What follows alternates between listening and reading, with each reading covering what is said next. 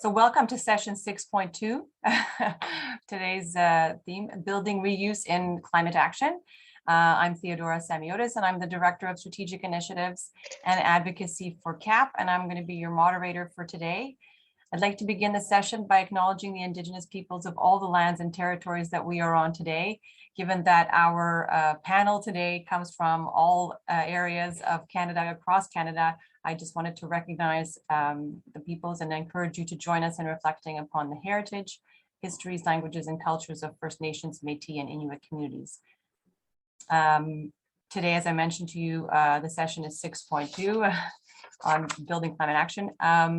For those of you who have participated in the last 4 weeks in our workrooms, I just wanted to, before I moved on to that, I just wanted to remind everyone, because I have my slides right here, that this is part of the Heritage Reset to encourage you to be part of the conversation in terms of the 4 questions that are being asked during this conference. And I encourage you to go into the chat and be part of the conversation. Give us your opinions on what's necessary for a framework for aligning, for being more aligned and making more impact. So I just wanted to start off and tell you that. And so, as I was mentioning, the 4 weeks running up to this conference, there was workrooms organized by CAHP every Thursday afternoon. We took a theme each week, talking about, we're talking with planners, architects, engineers, tradespeople, all in an attempt to really look at the connection and the importance of climate and heritage. So today what we're going to do is bring together all of the moderators from those panels and do kind of like a mega panel in terms of the feedback and the input that we received, some of the common threads, and hear from you, and hopefully move forward with some more concrete recommendations at the end of this session. As people mentioned before, we have a chat going on. We have the Miro board. Here's an example of what the Miro board looks like. Basically is a bunch of post-it notes, but it's I invite you to go to the Miro board, you'll see some of the themes that we've already covered and some of the ideas. You'll notice a lot of, you can basically connect the dots in some instances with some of the comments that have been made despite the different panels. So I invite you to do that and participate. So as I mentioned, today we are at the convention, and I'm going to show you the questions that we're going to be looking at today. The 4 questions that have been basically the same throughout all 4 panels. So without further ado, I'm going to turn it over to our 4 panelists. The first is Chris Uchiama, who is president of CAHP and also principal and manager of Heritage Consulting Services. Next, we have Dima Cook, who is a principal at Evoque Architecture, Toronto. I should have said that Chris was moderating the planners panel. Dima was doing the architecture panel. And next after that, we have Tom Morrison, who is principal engineer, Heritage Standing Inc. from Fredericton, New Brunswick. I should have mentioned Dina and Chris are coming out to us from Toronto. And Tom was moderating the engineering and equalizer panel. And then finally, we've got Stephen Collette, who did the trades and climate panel, and he is from the owner of Your Healthy House and building manager for Faith in the Common Good, coming to us from Lakefield, Ontario. And I would be remiss if I did not underline the work that has gone into both the Miro boards and managing the chats by Diego Mayens, who's a heritage planner for LHC, and Jeremy Kaiser, who's an intern currently architecture intern at Evoque. We thank them for bringing together all those little post-its that are so important in capturing a lot of the ideas that we are sharing today. And I encourage you all to be involved and take part in it. And without further ado, I turn it over to you. Okay, fantastic. Maybe I'll just jump right in. So we have our 4 questions that Theodora was just sharing with everyone. And I'm just gonna cut right to the bone, and I'm gonna start with what we're failing at and talk about some of the themes that emerged during our conversation with panelists and the breakout rooms that we had participants join in. And we had 4 wildly different discussions. So we were actually quite concerned as we were going through these events that we wouldn't be able to find common threads. But when we started reviewing, and when I'm looking at all the information we got on what are we failing at, 3 common threads appeared almost instantly. Education and training, consumption, and messaging. So I'll start with consumption because I think that's probably the easiest to tackle. Everything is consumption based. A lot of what the work that we do is based on consumption. Grants, which are supposed to be helping us with retention of existing building stock, they're all predicated on consumption of new materials, replacement windows, new insulation, buy new, replace rather than minimal intervention. The other issue with consumption is that we're failing with metrics. So time and time again, we talked about how we're failing to make embodied carbon a more universally accepted concept. Well, and I mean, I looked at and I read many of the same things and took from it, but I'm going to play a bit more of an extreme role in this discussion of what can we be doing, what are some of the challenges in climate change, just because partly to push ourselves. Personally, every time I speak in front of people, I'm way outside my comfort zone. So I figure, hey, to go a little bit further, why not? And so I think we're failing in many ways. This lack of coordination, we kept hearing over and over again that every group felt they weren't really hearing and weren't really involved in conversation. They didn't have a say. Some more than others, and probably quite justly so. But I think one of the things that struck me was actually mentioned in the final session, so I can't even take credit for it, where some of the trades were pinpointing this fact that when we got industrialization, we started getting away from working really with our plans, and this failure that we had, that we began to specialize, was kind of where my mind took that, and we became to specialize and specialize and specialize to the point now that we don't challenge each other. There are not enough architects. There are some, and we're still talking to the converted about how we deal with sustainability, how we deal with looking at conservation of our buildings, working with our old buildings, and meeting our climate change goals. But we're not generalists enough for there to be commonly people say, hey, as an engineer, you're not doing your job right. Like, you have to give me a better solution than that. Because time and time again, I'm reviewing stuff as a much later where someone should have challenged. But we're so specialized, we can't get outside of our own bubble. And we need to step back from the data obsession in a way and get outside of our bubble to start pushing everyone further forward. Yeah, I'd agree with you, Tom. I think, the idea that we're not actually using the resources we have, talking to the local mason who knows the local sand and the local mix, and, that would have been vernacular 100, 200 years ago. And I think the engineer, just having these interactions, certainly the trades, I think, do get left off on the larger jobs. As far as bringing their knowledge and wisdom to the table, but we just don't have these. We just don't have these conversations on a common basis. Obviously, there are professionals here in the room that are doing that, and we're grateful for it. But it's not normal.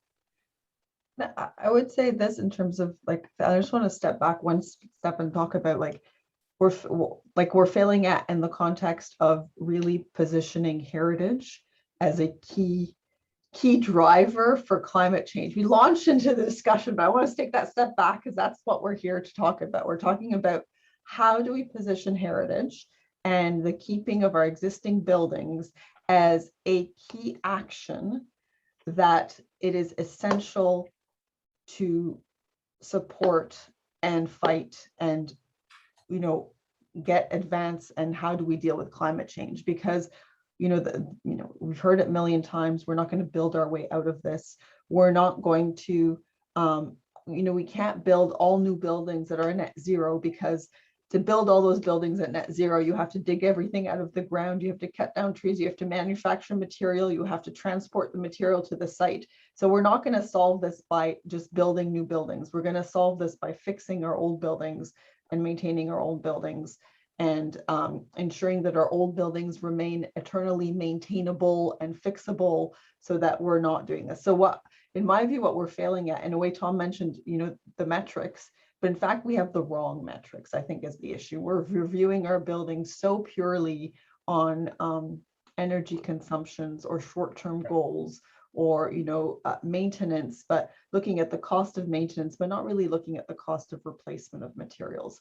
And we don't have the metrics of what is the value of that embodied energy, what is the monetary or the environmental value of doing nothing, of just keeping your own building and keeping that carbon in the ground. What is the value of that? And we're always calibrating our developments and our projects to metrics that don't actually meet what we need to actually be measuring from a climate perspective. So I think that messaging is something that we have been failing at quite substantially. Yeah, and that came up a lot in the discussion of like messaging, and the fact that we're not selling ourselves. We're not communicating the value that we bring. We're not communicating that we're not heritage building specialists or heritage landscape specialists or heritage planning specialists. We're just existing buildings, existing streetscape, existing natural features. We're experts in what's already there, and we know how to work creatively with that. And that's the difference that we're bringing, right? So Dima almost stole the exact quote I want to go from my session, where Jerry Zagaria said that the construction industry is not built to do nothing. I mean, if we merge this further into the whole idea of what are the obstacles we're hitting, it's like the entire construction industry we're against. Like what drives forward the construction industry? What pays for the research happy in universities? As far as in my field goes, all of that's the concrete industry, the steel industry, the wood industry. All of them have their groups they give money to. All of those groups are the groups that are putting money in universities to do research. They're picking their professors. They're going to teach their future professionals. They're the voice that's out saying to the public, hey, you need a new window, and we've got nothing on our side.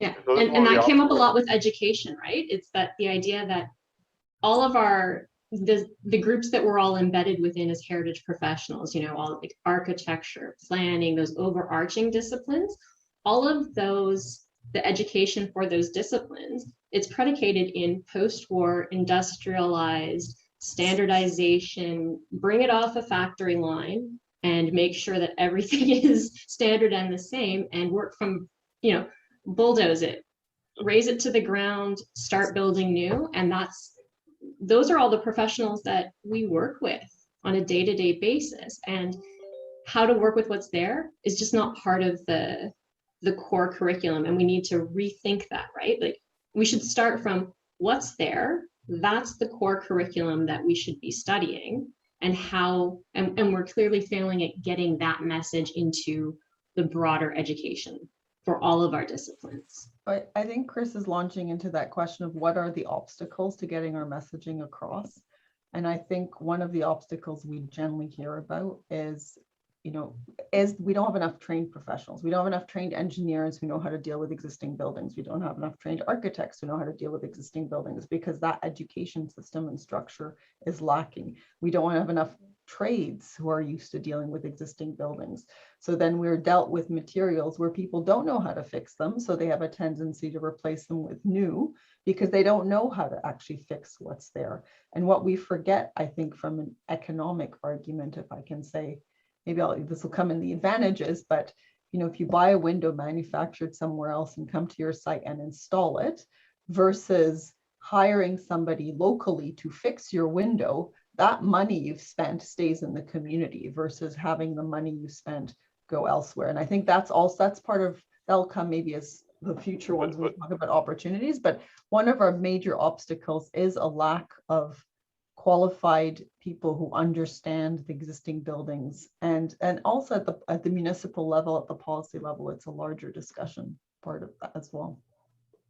And there's that whole getting out the information to the public, and I see there's a hand raised. I think I'll catch it there, okay, if no one has objections. But I also should input, because sometimes the obstacle is communication in the long and short, is that we've got a breakout room, this global session we're going to be kind of giving this background of what we've been talking about, what we've been seeing, making sure we're taking a real hard look at what we're doing well, but what we're building off of. Followed by that, we're going to do some breakout rooms where the focus is getting a conversation going with everyone here. Those breakout rooms, again, we're keeping some time for that reflection on where we are before we're going to begin to move to this idea is where do we have to go? What are the actions we need to do to get where we want to be? And then we're going to come back again and have some further discussion. I lost your hand there, Kay. You dropped off the screen. I wasn't sure if you had a quick little point to put in there, if you're saving it for. Well, yeah, now that you've told what we're doing, maybe I'll save it, but Okay. but yeah, my big challenge is who to tell this to. Who's our audience? Yeah, and the audience is so much in this obstacle. This stuck out to me. I looked at the session we had in the conference earlier today. Fabulous section. It's so many important facts. And the peak was 173 participants. And we have hundreds of thousands of people that work in the construction industry.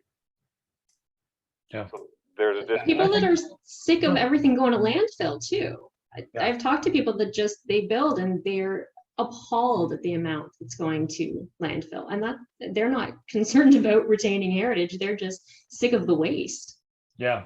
And I think that obstacle, certainly that waste issue on the residential level is catastrophic, and the obstacle is the waste, the lack of knowledge, flying under the radar of just building officials, let alone heritage officials.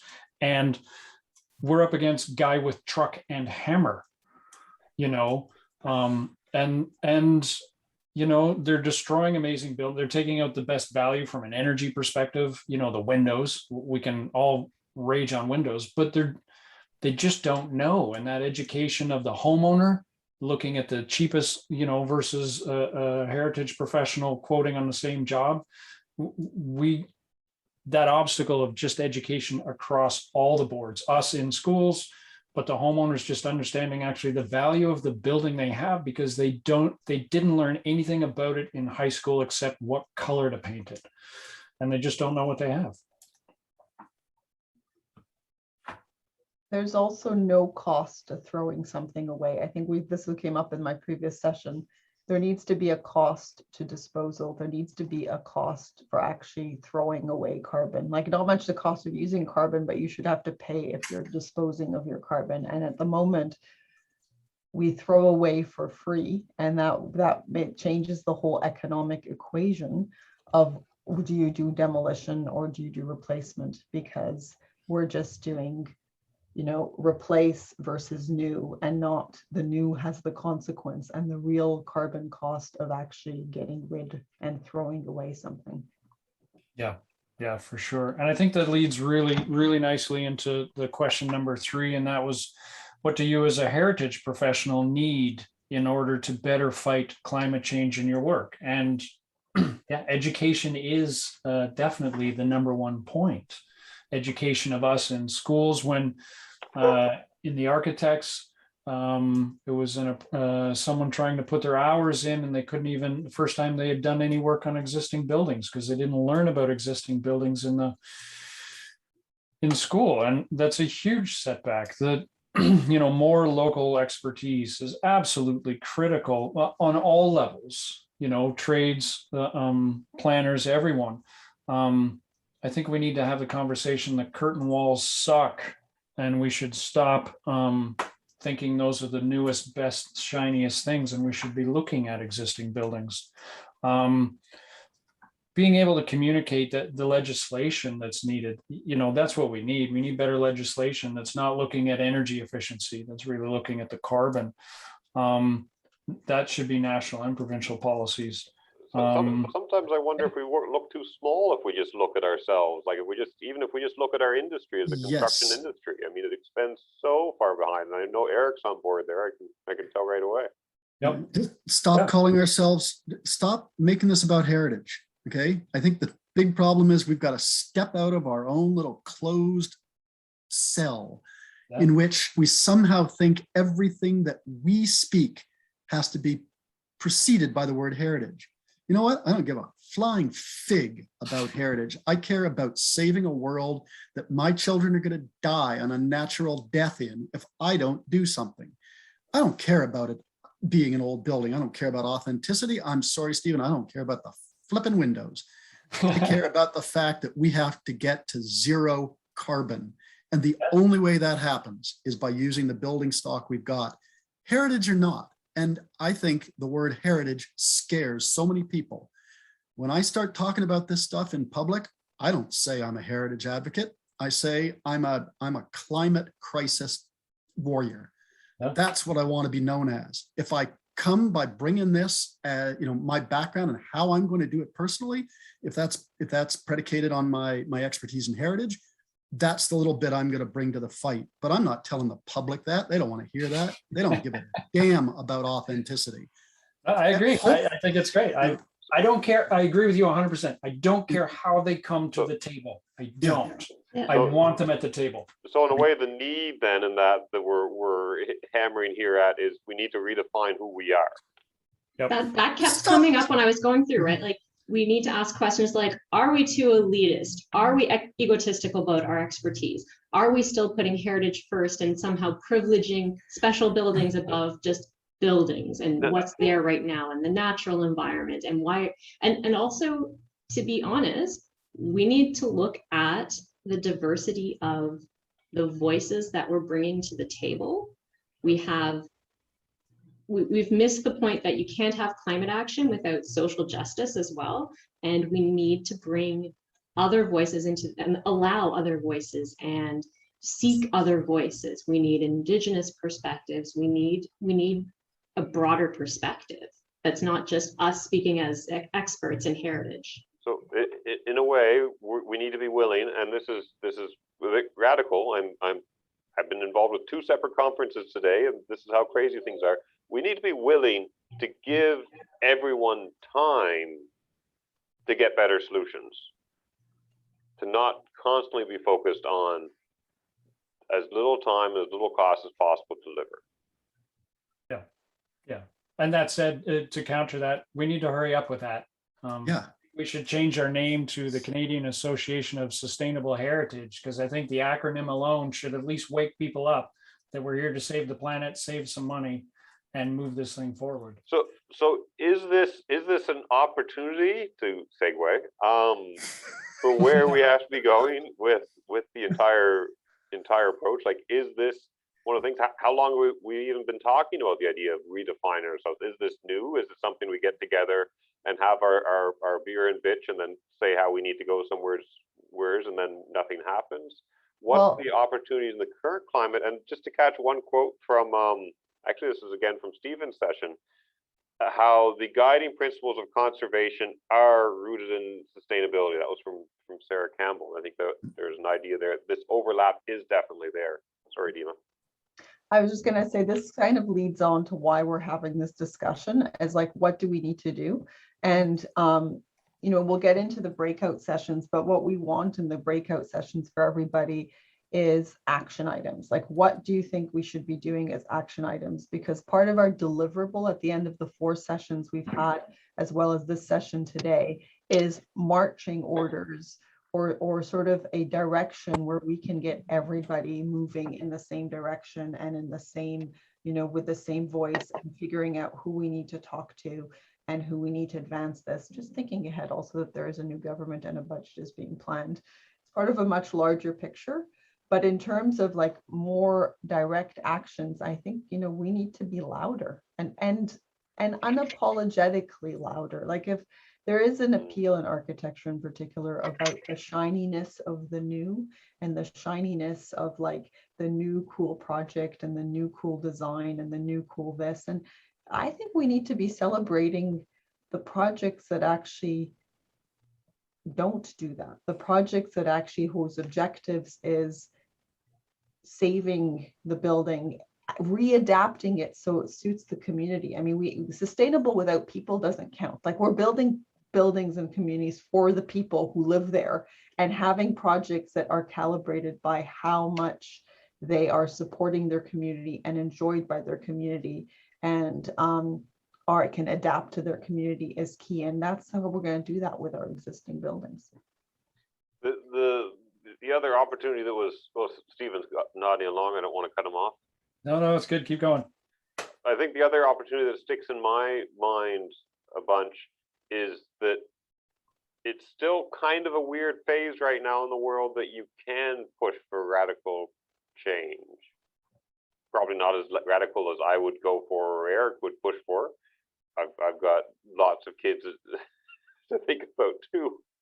But there is been a bit of that gap still that we're living off of, that people can start saying, okay, maybe I'll listen to something different. Who knows how long that gap will last? But it is an opportunity that can't be denied. Chris, you look like you had a thought. We're in the midst of a watershed moment in our collective existence. There is so much change converging on us right now, especially things that are really existential to our field.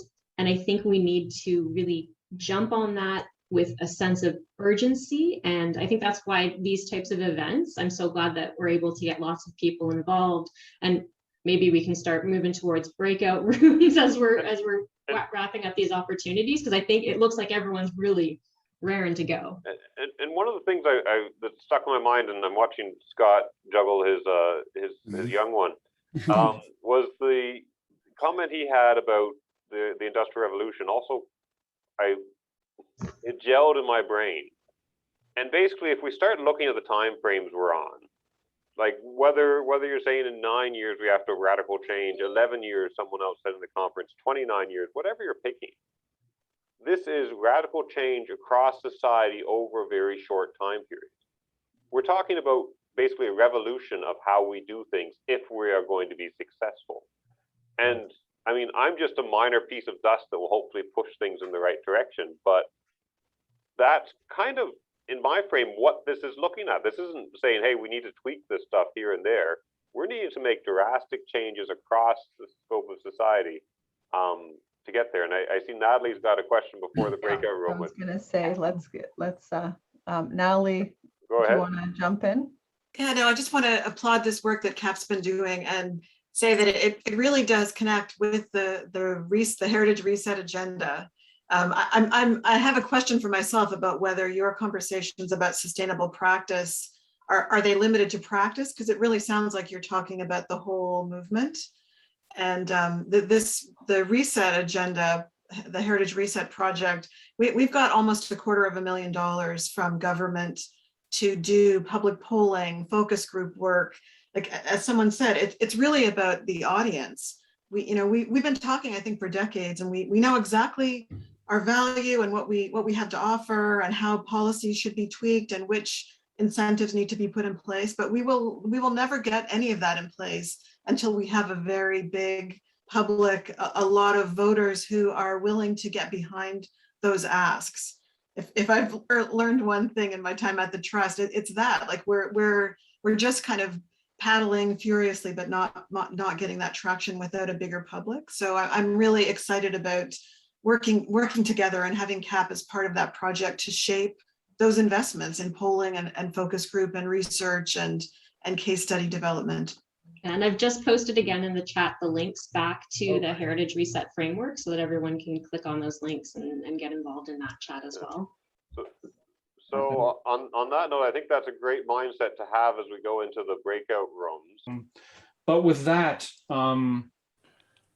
thank you. Thank you, everyone. I'm looking at the Miro board. It is absolute chaos on the Miro board. I want to thank everyone for that, because that is exactly what we are looking for. We want those ideas. We want your knowledge and your expertise to help move this forward. You can't start with the thank yous yet. We're just getting into the fun No, part. now we're going to get everybody discussion on actions. What do we do now? We've discussed all the problems. Raise your hands, because that will be the good way to do it. But Right. So to start the ball rolling, I'm going to throw something out, and we'll see if anyone in the audience wants to. But I'm going to say one of the actions is that we need to push for revolution across the board. I'm going to quote one of the people in my group, Roberto, that we need a new world view because our Western view is dysfunctional. And so we need to do more. We can't just sit and poke at little things. We need to do more. We need to have people on our side to stand up and argue in front of all these groups. We need to somehow have the ability that there's a person paid to get information out there that's working on our behalf, and our industry has none of that. And we need to be ready for when a revolution can occur to say we've got solutions to help you out. And I don't think we're necessarily poised there. We're almost there. But again, I'm a bit here to cause trouble and push some stuff. So let's start with there and see where we go. Well, you brought up the issue of data, and I think that's something like being ready and having answers. And I think that's something we need to work collaboratively. If I have an action item for us with groups such as the Climate Heritage Network that are trying to actually put metrics and data tools, so we have ways of arguing. I don't know if any of you is familiar with their to build or not to build tool. It's a way of actually analyzing a potential project to understand the carbon impact it would have and sort of start framing decisions for clients as to whether you build or not build. And it starts to actually put that into real calculations that can be argued and can be put forward. So I think there's a whole thing of finding right partners for developing different tools and metrics, because it's very easy to argue that your old windows can be fixed, but they'll say, oh, they'll never perform as good as new windows. But if we share that data, we will be able to have data and say, no, actually they can perform as well as your new windows. Here is testing that proves it. But I think we're lacking that data partly because we work in our silos, or even our office silos. Yeah, so finding ways to share information and share metrics so that we can have build those arguments and build like a critical mass of consensus and a critical mass of information, I think will be key. Natalie, you've got your hand up. I know this is great. I would throw out to you divide and conquer. There's so much to do. There are certain things CAHP is perfectly suited to do. There are other things the trust as a charity is in a good position to do. I feel like at the trust we've dabbled at everything. We've got, we've worked on barriers to reuse. We've worked on advocating for a tax incentive. We've worked on public attitudes, doing public polling.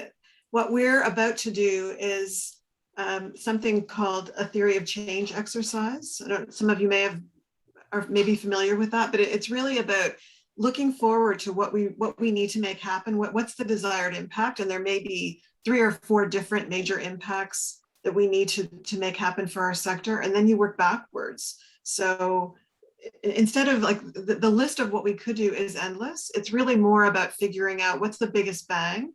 And what are the pieces you can control? What are the things we need to make others do? So I really am excited to hear this conversation happening at CAHP, and I hope that we can continue to work together and really do that divide and conquer work.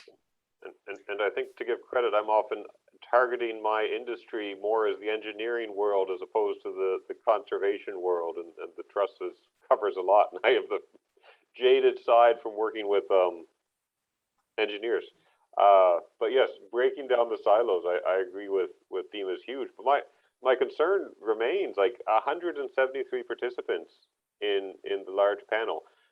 Individually, yes, individually we can all go out. We can, if we're able to break our silos, if we're able to collaborate.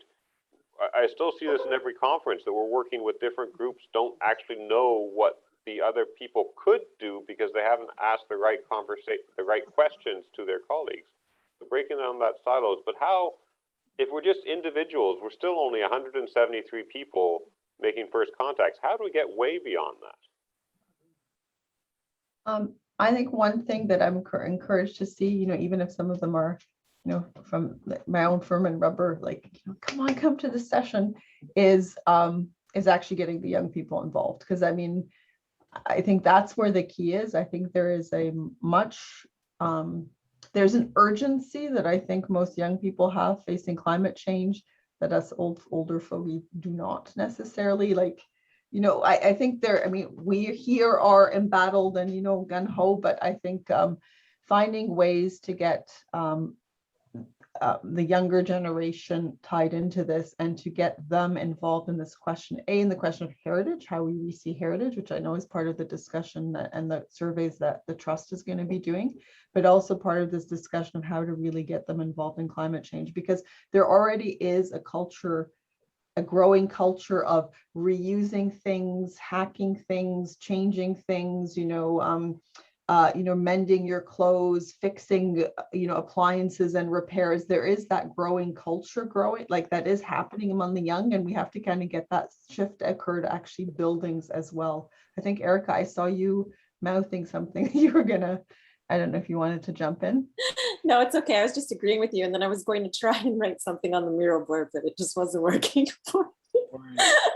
But one thing that I was thinking as we've talked about things, and I think this goes sort of to Natalie's point of divide and conquer, but maybe in a different way. In our breakout room, we talked about must win, but it must not lose. We talked about needing radical change in some ways. And so sometimes the way we think about things maybe isn't the only way or the best way to enact change immediately when we need it. But one thing I think that's important is that we are attacking things from multiple angles and multiple levels, so that there's education happening at a local level for current homeowners, and then education happening maybe at a school age level, high school or whatever, for both.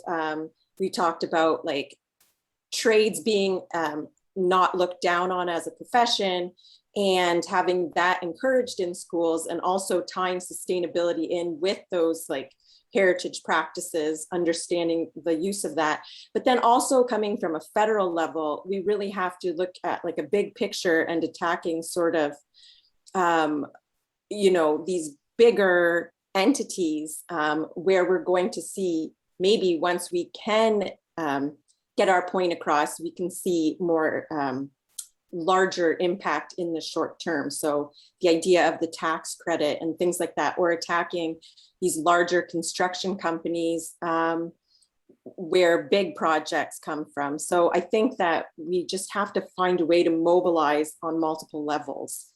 Yeah, I totally agree. Erica, I was very grateful and humbled to be in an amazing breakout session. You were one of those people.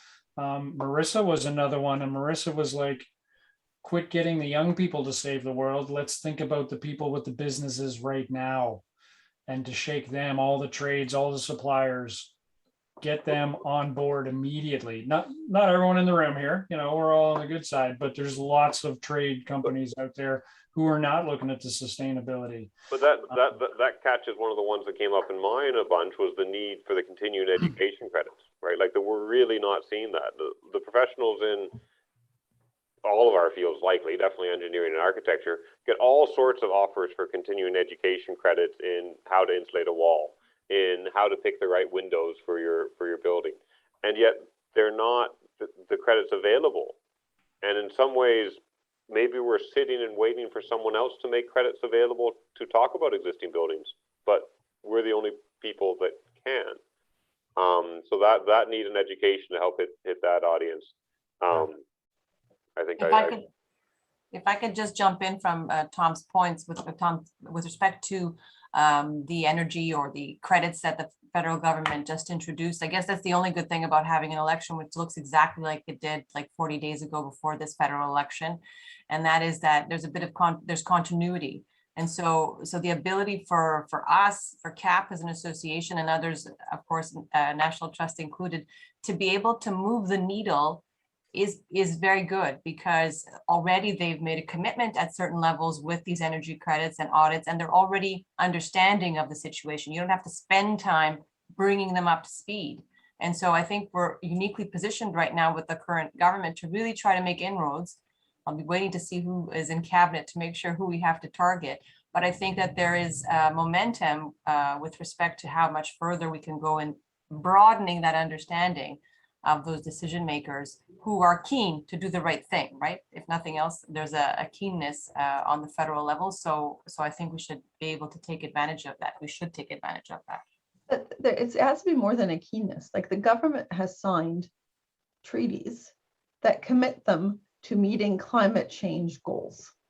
So I think part of the structure I would see is how do we stage an argument for the government that says you have to invest in heritage because that's how you're going to make these legal commitments you have made, international commitments to meet your climate change goals. You're not going to do them by building new buildings. You're going to do them by investing in existing, like investing in, single family homes that people are building, like renovating their homes, investing in, helping the owners and do that. I mean, there is a strong messaging we can make to the government about saying, you are not meeting your international agreements.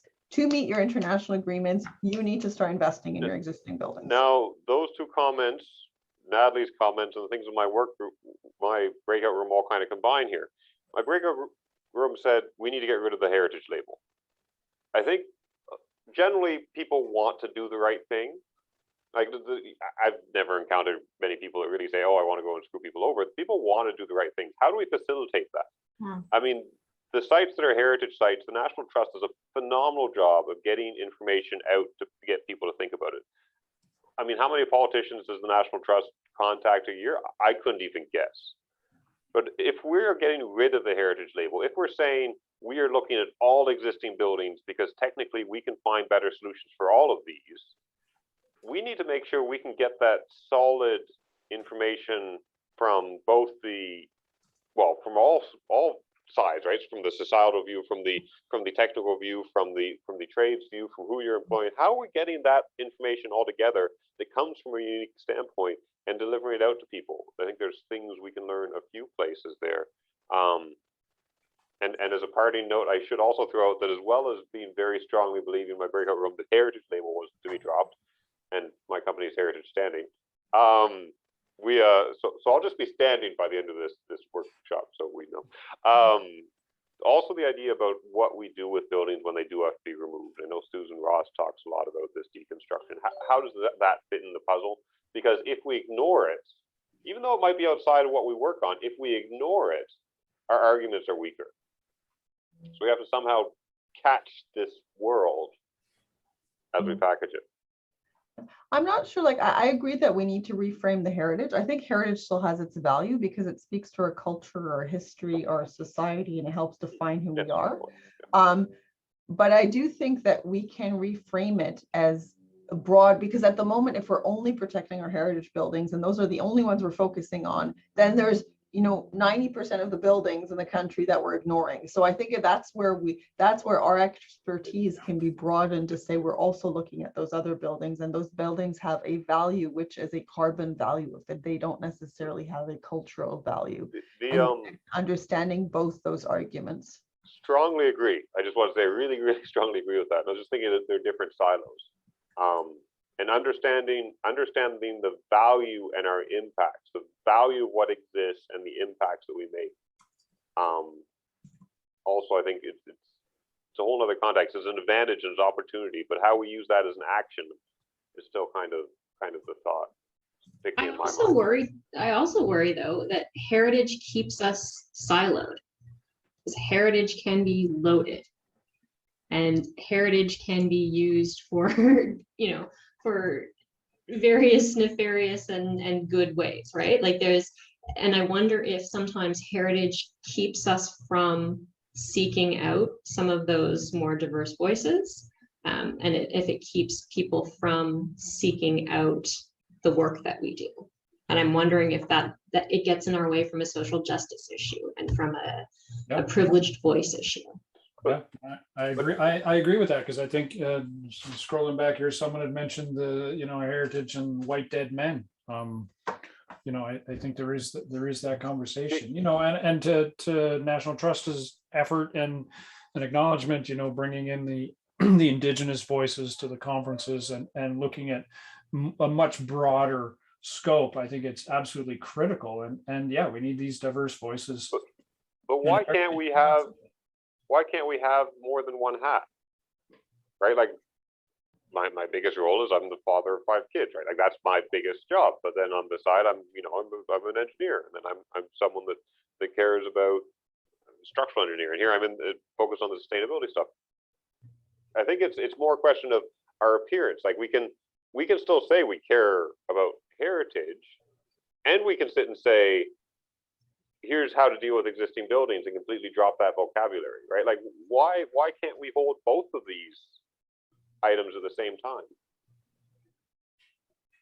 We need to brand that. People need to see that they are the same. That sustainability, that environmental stewardship, that climate crisis, that heritage, existing buildings are all the answers all together.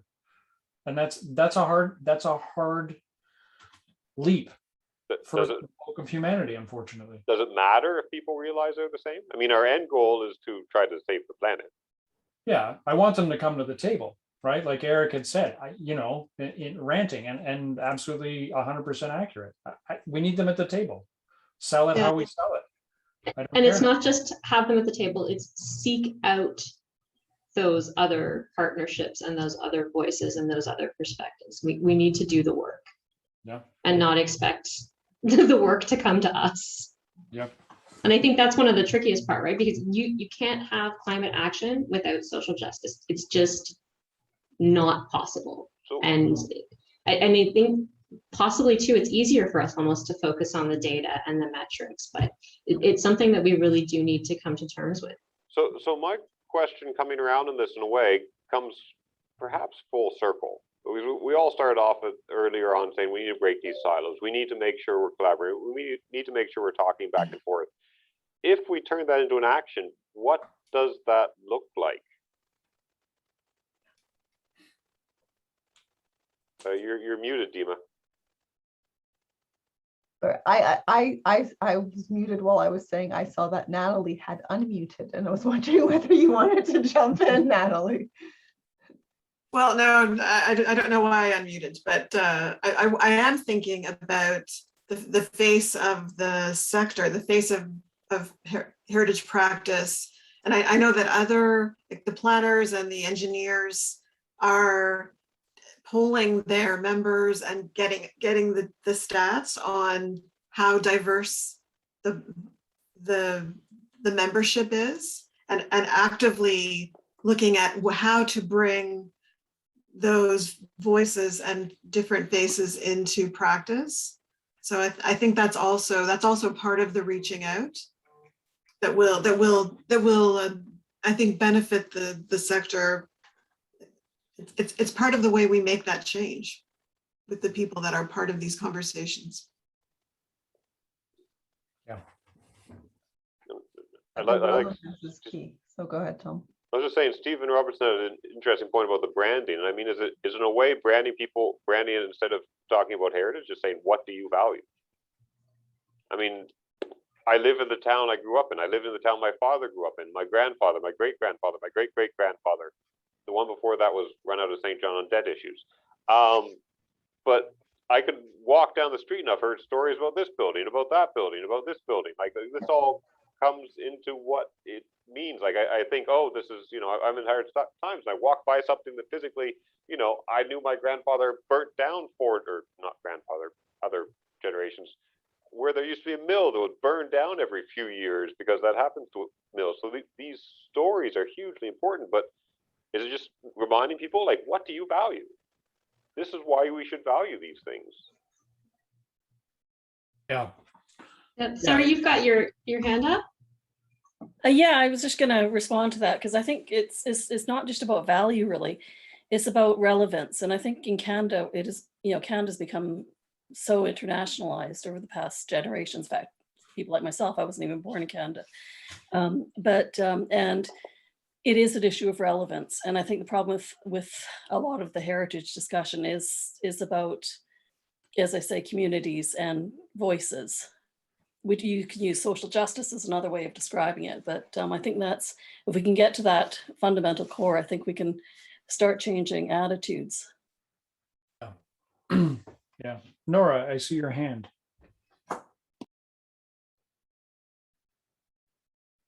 Yeah, I guess I better unmute. Yeah, just to follow up on that, In my experience, if you talk to ordinary people in town, you have exactly what Tom is describing. I remember this, I remember that, I remember when that was there, and this building's been there, and stories and everything. But if you talk to the local government people, their focus is, oh, let's get some more investment in here. It's all about, moving forward. And it's not that you don't have that base of ground, ordinary people supporting you. It's that it doesn't translate into the municipal government, the provincial government, etc. But there's also a trap, and I realized when I said I could fall for the trap and I should be cautious. This seems like an aside, but in my own head, I see privilege as being like, people talk about white privilege. We talk about heritage being a bunch of white guys as a perception. Privilege to me is meaning that you can screw up and get back on your feet again, right? Like that, I think, was a definition once I heard of what does it mean to be privileged. And I think that is what it is, in which case, oh, I totally fit that category. I've screwed up multiple times. But the heritage is neat because it comes into play that it's tangible reminders that an individual can screw up and still overcome. It's the Disney movies that someone is down on hard times and gets back on their feet. Like Disney's great, but you can't put your hand on well, I suppose DVD you could in a sense, but it's not the same. But lots to think about. I'm still not sure what the action is, but lots to think. It's interesting you say that, because Marissa's talking about how mobile we are as a global community, and more digital communities. I think that plays a role. I think it's amazing what we've covered here, and I think the people that have shared, I'm immensely grateful. As we're closing in on the last few minutes, we'll just go quickly around the four of us. I will say thank you. We've captured your thoughts.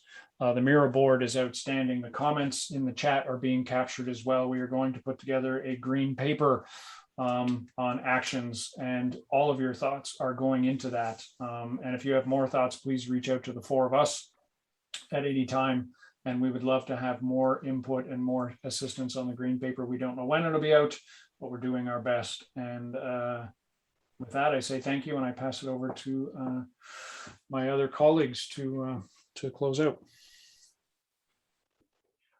You're not even going to name anyone and put anyone on the spot? Well, I know you'll start talking. It's fine. Okay, well, we got that covered. Yeah, no, I was going to ask you, Stephen, what was the key takeaway? Like, what was the takeaway you got from the whole thing today? The education of how important it is. Existing buildings, not just heritage buildings, matter. That's what's important for everyone, all levels, everywhere, from kindergarten right up to company owners. Yep. In some ways I found interesting. I was all sure I've got lots of notes in front of me. I was all sure I'd have very key things to come out with. But one of the things I have to be honest is that I realized, despite my feeling that there's a lot we need to do and we need to do it quickly, and that we do need to be part of what is a revolution, I often get jaded from my own experiences. I don't give acknowledgement to all the great groups that are doing really good work, and how that works together. And so that's given me pause to step back and think, and there's just ended up with a lot of new thoughts about how we can take some of this and turn it into actions. I'm still stumbling over how to make some of it work, because I get into the nuts and bolts pretty quickly, but I'm excited about it. Chris, you're higher up on my screen. What were your final thoughts? Not so much about buildings and climate action, honestly, but about how important it is that we're holding these types of gatherings. We clearly need to have these venues where we roll up our sleeves, we share information, break down some silos for an hour or so. And it's critical to advancing our understanding of clearly what heritage is. We need to talk about that.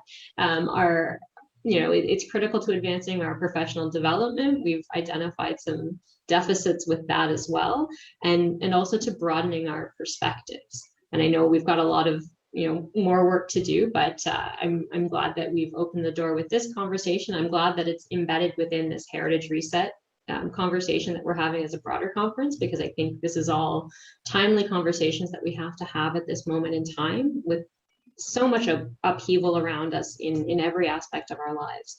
I also wanted to make sure to reach out and say that I'm thankful to the Advocacy Committee for planning and executing these sessions, and the volunteers who've been helping us every week, and to Theodora for jumping in when we asked her at the very last minute to be moderating these sessions on a weekly basis. And I think the panelists and participants in this session and the 4 previous sessions have really shaped the information that's come out of it. And I'm really excited to see what the green paper looks like, and what other information we can pull out of these venues. Dima? I guess I get the last word. So I like to echo Chris with the major help to everybody, particularly Tom, who spurred this idea to put this together. So this is sort of the second thing we've done as CAHP, and we're going to try to do this as a yearly